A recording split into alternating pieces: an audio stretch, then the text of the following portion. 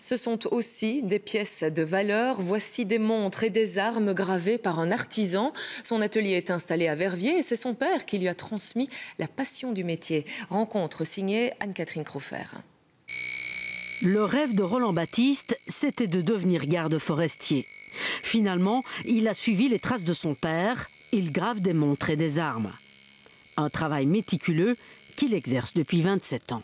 La persévérance, c'est quand même la chose principale. Après, il faut avoir quand même le sens artistique, parce qu'il y a quand même un côté artistique. Ce qui va faire la différence avec un autre graveur, c'est le côté artistique des choses et la sensibilité de chacun.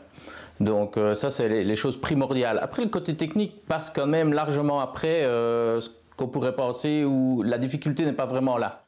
Tout commence par un dessin, car les arabesques et les courbes sont quasi invisibles à l'œil nu. Ce que je peux faire, c'est zoomer, et alors là, je vois un maximum de détails que je peux reproduire par après, puisque je travaille au binoculaire.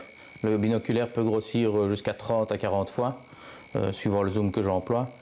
Chaque pièce est unique. Ses clients, 95% d'anglais, 3% d'américains et 2% de belges.